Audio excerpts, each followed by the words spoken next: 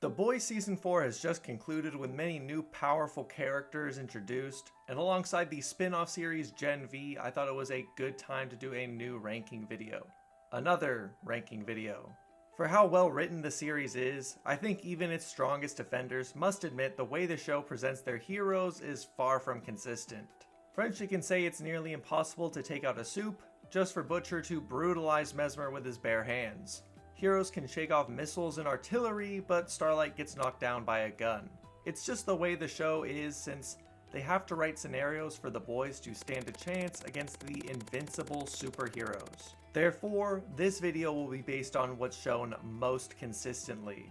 If a character isn't on the list, they are probably just not concrete enough to be ranked. For example, those like Mindstorm or Kate, who can influence people mentally, have the chance to take out people far above their physical pay grade, depending on if they can activate their abilities. So it's hard to say exactly who they'd beat in a fair one-on-one. On top of that, because of just how many characters we're going over, we will be dividing characters into tiers rather than a strict numerical ranking. Characters in the same tier should be around the same level, with characters a tier above likely to win a fight at least most of the time. Disagree with me? Think I'm wrong? Think I'm stupid? Leave a comment, or hey, join my Discord server. If you like this video, on the other hand, a subscribe is always much appreciated, and thank you so much for watching. With that in mind, let's get right into it. Starting with soups on the weaker side, Sister Sage is the smartest person in the world but has no other enhanced abilities. Mesmer can read the minds of anyone that touches him, but was brutalized by a non-powered Billy Butcher. Love Sausage does have some level of enhanced ability, as his, Love Sausage could restrain MM at periods, but nothing more than that. Tech Knight is implied at times to have enhanced strength, and is well known as one of the top heroes and a contender for the 7. However, this is at least due in part due to his super analytical ability rather than strength. Ezekiel has used his rubber arms to defeat Huey, Frenchie, and Butcher in different times, each with some measure of combat ability. Blue Hawk has shown enhanced strength, sending Nathan Franklin flying and paralyzing him with a single punch. The Termite, while in his tiny form, was still powerful enough to throw Frenchie flying across a room, and he can climb inside your ass. Popclaw, when amped by Compound V, was able to crush a human skull and could squat upwards of 900 pounds. A superhuman feat when you consider how easily she did it. Supersonic, on the other hand, was shown curling a similar amount of weight in preparation to join the 7, with curling weights being significantly more difficult than squatting, and Supersonic clearly not being amped either. Starlight believed that Supersonic could even help her and Maeve in a potential confrontation with Homelander, meaning he could go even higher. However, it's also possible that Starlight, being extremely desperate, was recruiting everyone she could.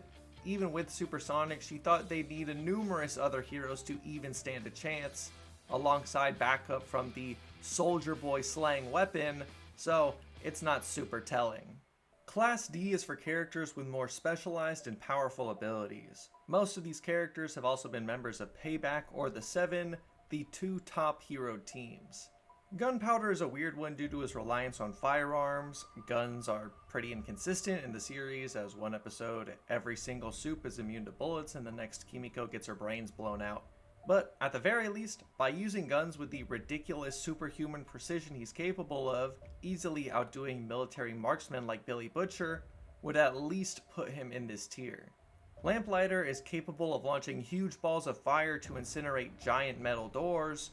However, he's not super durable, worried about Frenchie holding him at gunpoint, so he's clearly not some tank. Lamplighter was terrified of Cindy and could even threaten Starlight later down the line, although the limits of her telekinetic abilities are unknown since we've never seen her faced against another soup other than Stormfront, who pretty easily destroyed her. Crimson Countess was considered dangerous by Queen Maeve, as was Gunpowder, and she gave Butcher Temp V to fight them. Frenchie and Kimiko were concerned about her fireballs and considered it necessary to pin her rather than just straight up fight, when MM thought that Lamplighter's Fire Blast would only make Kimiko angry. Firecracker doesn't boast any impressive abilities barring her enhanced strength, but with it she was able to put up a decent fight against Kimiko, although a losing one.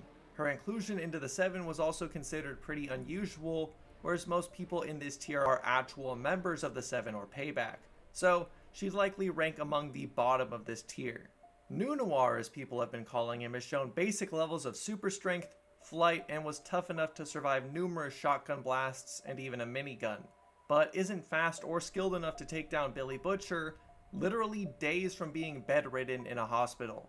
Translucent is recognized by everyone as indestructible, which even Frenchie or Butcher could not think of any way to get through his diamond skin, despite having tech capable of wounding Starlight pretty easily.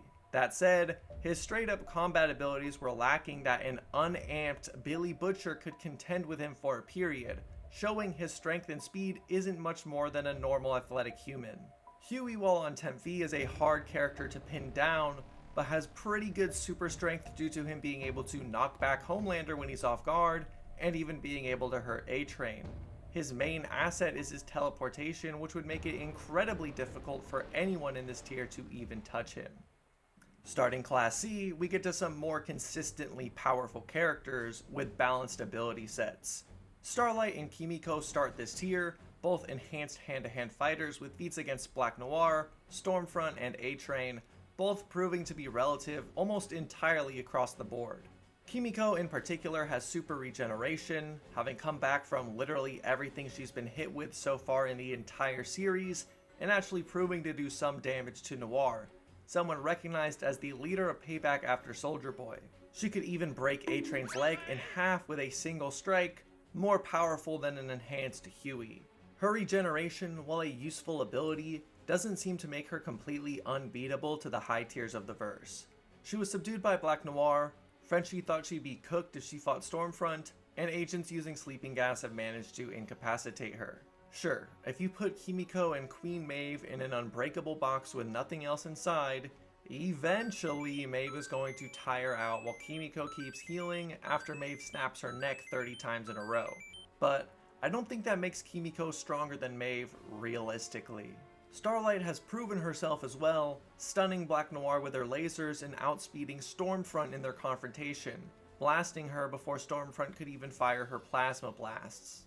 She's even managed to tag Soldier Boy, and they were even faster than A-Train's movement speed, putting her attack speed up there as one of the fastest in the entire series. In terms of pure hand-to-hand, she managed to beat the Shifter, an assassin who absorbed all of Starlight's memories, just beat the brakes off Kimiko, all after being starved in a prison basement. And her powers ever evolving, her ranking will only skyrocket with the final season. Naqib was the supervillain that Black Noir took down, and he was able to seriously damage Noir with his omnidirectional fire blast, which had the whole country on edge and convinced them to allow Supes into the military. Possibly the biggest upset since my last list, the Lord of the Seven Seas, the Deep has proven himself since his days of not being able to break a wooden door. The Deep managed to fight Starlight in hand-to-hand combat, honestly thrashing her for the vast majority of the fight. Kimiko's brother Kenji was capable of ragdolling his sister while clearly not trying to hurt her, and was shown being able to manipulate huge objects like boats with relative ease. At one point he even managed to bury Homelander underground so deep he didn't even return until almost the end of the episode.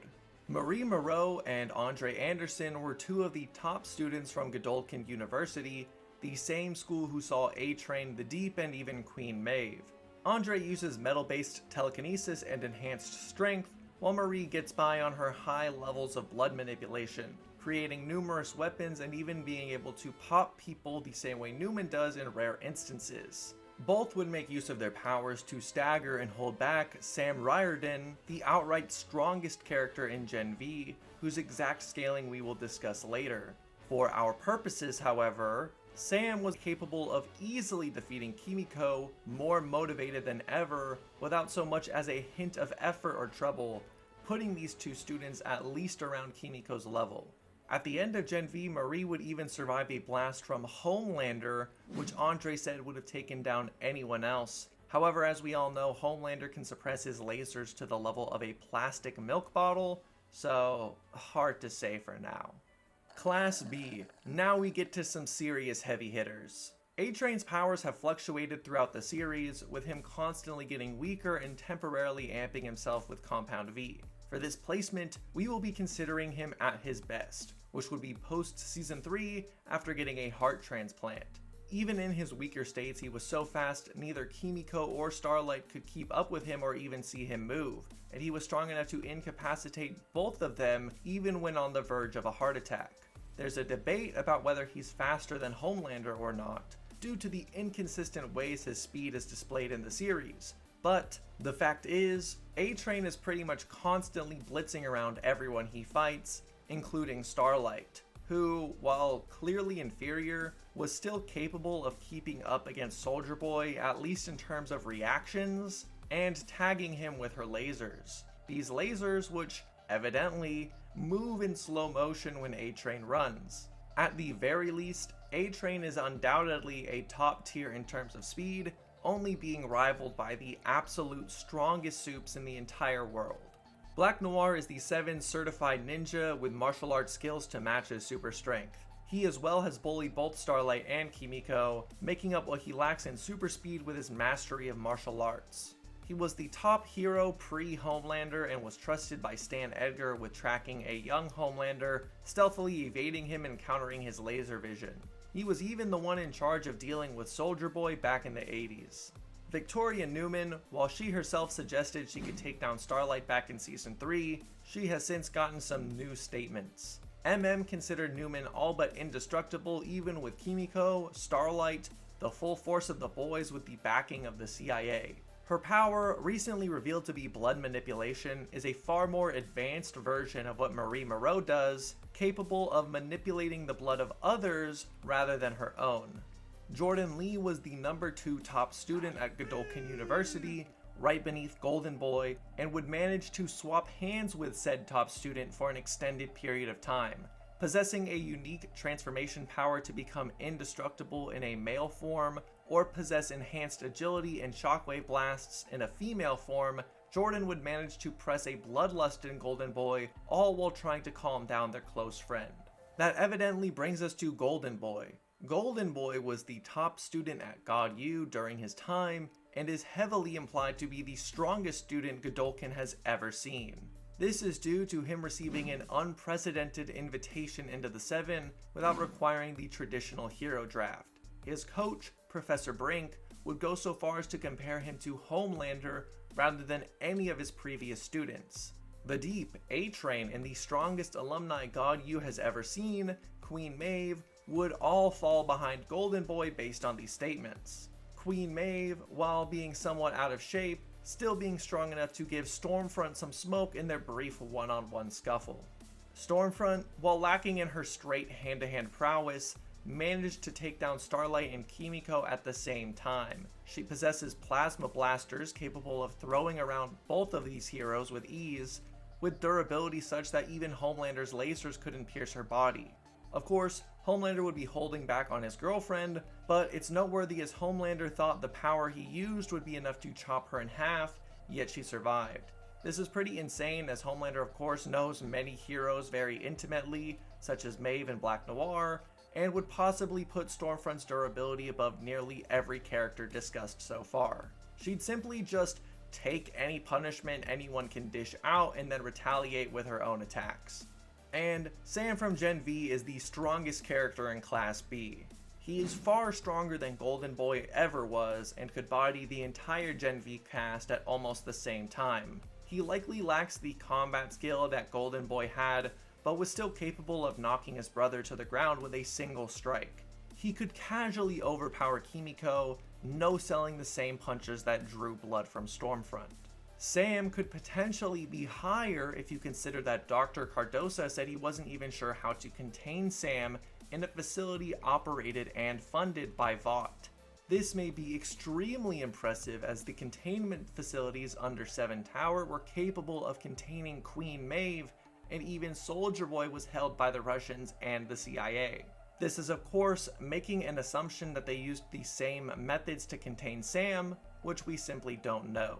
Another problem is that it's confirmed that if Sam was even close to the power of Maeve, the main cast of Gen V, including Kate, Andre Marie, and Jordan, would be in a lot of trouble, whereas those characters could still have some effect on Sam at points in their scuffles. It is possible Sam could prove to be stronger, but for now, I think putting him at the top of Class B is a safe placement. Class A is reserved for those approaching the strongest hero in the world. Billy Butcher, amplified by Temp V, Queen Maeve in Season 3, and Soldier Boy.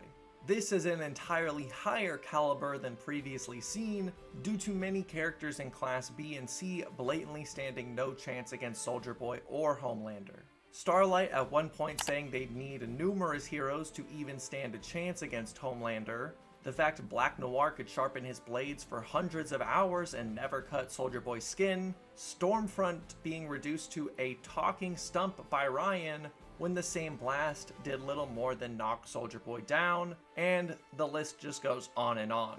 Butcher, Maeve, and Soldier Boy all scale to Homelander in varying degrees, each swapping hands with him for a period. While it's pretty clear Soldier Boy is stronger than Butcher, figuring out Maeve's exact placement is harder since Homelander held back for a portion of their fight. The debate stems down to how does Maeve's performance compare to that of Butcher and Soldier Boy.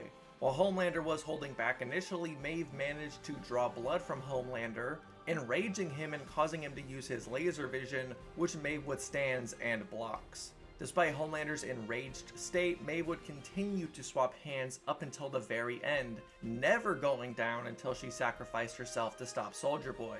Meanwhile, the entire time Maeve was fighting Homelander, Soldier Boy managed to fight off Butcher, Starlight, and Kimiko in quick succession, taking down all of them before Maeve ever went down. Maeve didn't even have her sword with her, which she was specifically training to use, and had spent days locked up under 7 Tower. That all to say, Maeve was not in her peak condition during the fight, and arguably could have done even better. Showrunner Eric Kripke has even said Maeve did have a shot at beating Homelander here, despite the circumstances. Of course, you could argue Butcher did fight a more bloodlusted Homelander, and arguably did better. However, if you actually look at their fight, it's no more than 20 seconds long, and we never see how long he'd be able to last if they kept fighting. Homelander also managed to draw blood from Soldier Boy in this incredibly short exchange, and even with Soldier Boy backing him up, Butcher was pinned against a wall pretty quickly. Versus Soldier Boy, I'd personally favor Soldier Boy in this instance due to many statements that put Soldier Boy closer to Homelander's level, who was blatantly superior to Maeve once he got more serious, knocking her to the ground with single attacks and tanking almost everything she hit him with. Everyone and their mom pretty much agrees if anyone is going to take down Homelander, it would be Soldier Boy, and even Homelander seems to agree. Even after his defeat in their first fight, Soldier Boy still thinks he could take down Homelander with just Huey's help, and Homelander was so fearful he almost had a panic attack. Maeve would certainly have a good shot at taking down Soldier Boy if she has a chance at beating Homelander, but that said, you could have a 10% chance at winning, but that doesn't mean you're equal to whoever you're fighting. And lastly, at the top, who else? Homelander is repeatedly stated to be the strongest hero in the world, and everyone on this list either loses to or is terrified of Homelander.